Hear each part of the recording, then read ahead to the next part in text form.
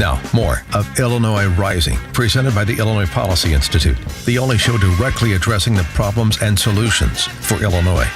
Now, from AM 560, here's Dan Proft. Dan Proft back with John Tillman, President and CEO of the Illinois Policy Institute. And John, I think we have the most expensive state house primary in the history of Western civilization going on in Chicago, this district that Ken Duncan currently represents. It runs from the Gold Coast to South Shore, being challenged by Julia Stratton, who was endorsed by the President of the United States. The President of the United States has deigned to come to his home state and get involved in the granular workings of Mike Madigan's House races. Fascinating. I don't think anybody's ever heard of a president getting involved in a legislative race, but that happened. And the Tribune actually opined comically, Mr. President, who are your picks in the Metropolitan Water Reclamation District races? Well played. Yeah, but now Ken Duncan versus Julia Stratton, the reason it's so expensive, the reason the president got involved probably at the behest of Rahm Emanuel is because it's seen as a proxy fight between Governor Rauner and Mike Madigan, Rahm Emanuel, John Cullerton, the Chicago Democrats in charge of the state. And again, in the interest of full disclosure, as I've disclosed on my morning show when we've tackled this topic, the Illinois Opportunity Project, with which I'm affiliated, with which you're affiliated, John, has given Ken Duncan $800,000 in support of his candidacy. Wait a minute, he's a Democrat. I understand. Yeah, I know. Imagine that. It confuses people. Well, it's especially the Chicago press corps that are completely bewildered by this.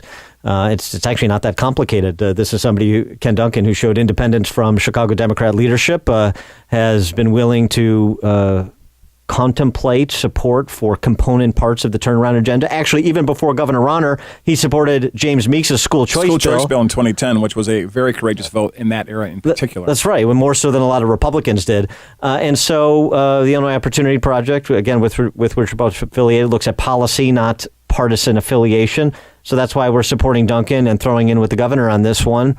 And as I said, it baffles all of the enlightened pundits and reporters and opinion leaders in Chicago.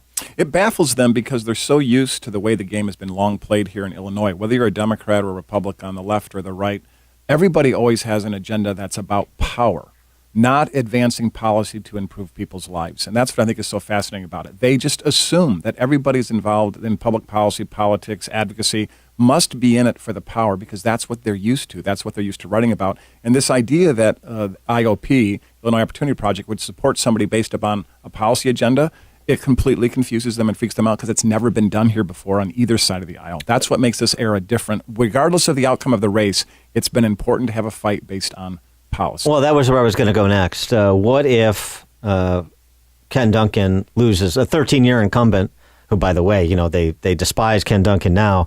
For 13 years, he was supported. So They didn't have a problem with Ken Duncan when he was largely just going along with the program for more than a decade. But when he broke from Mike Madigan, then it was time to... Don't get off the reservation or you're dead to me. That's right. And Ken Duncan, not us, Ken Duncan used the word plantation. Yes, he Don't did. get off the plantation. That's what Ken Duncan said.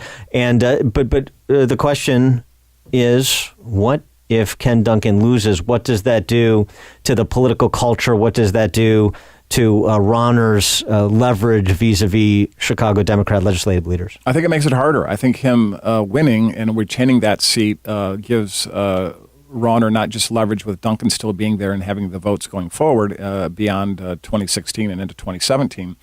In addition to that, it makes it harder for him to pull one or two more over, particularly from the Black Caucus in the city. Rauner has made deep outreach into the city, both to the Latino community as well as the Black community. Part of the reason he won is he did better in those communities than what the history is. So this is a great proxy, not just for policy. It's a great proxy for the Democrat dominance of the state, statewide. And also, importantly, we talked about the money that the organization with which we're affiliated is given and the money that's pouring into the race.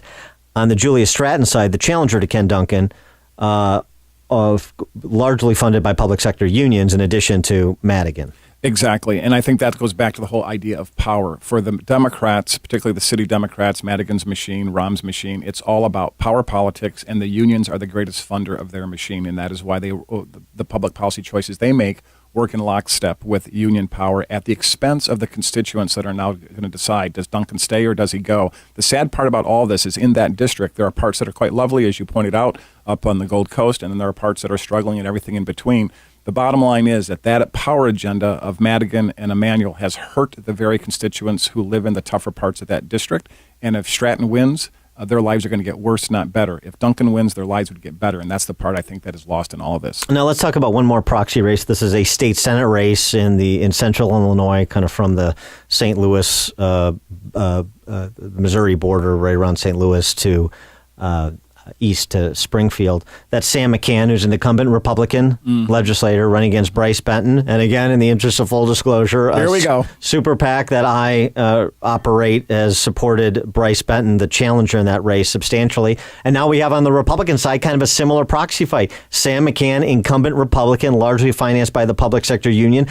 Public sector unions, plural, the only Republican in either the House or the Senate to be endorsed by the AFL-CIO, so kind of completely thrown in with labor. And when Ken Duncan was breaking with Madigan to support, for example, the governor's collective bargaining rights in negotiating a contract with AFSCME, the public sector union, state's largest, Sam McCann was doing the other thing. He was going over to the Madigan-Cullerton side. So you have this challenger race. That's another proxy fight. The importance of this race on the Republican side? The importance is that the governor and you, through your super PAC, are trying to create a mechanism of accountability for people who are going off the reservation in terms of supporting the average person.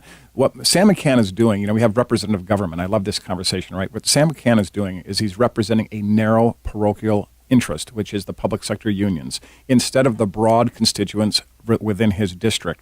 And that is the argument being made by you and others who are supporting the challenger, is that the purpose of someone in the Senate or the House is to represent the broad interest, not a narrow interest. And so this is important because it's a mechanism of accountability race. If Sam McCann is taken out for being with the unions, that will send a signal to other Republicans in both the House and Senate, and will get more unity in terms of the reform agenda that's necessary to change the state, and not attack unions, but rather set union workers free and also set private sector workers free to prosper instead of handing their paychecks over to the union coffers. Well, it also allows for the opportunity to make this distinction that Sam McCann has chosen not to make. You can support and represent public sector workers. It doesn't mean you have to be a wholly owned subsidiary of the public sector unions. This is something that it was lost on Sam McCann.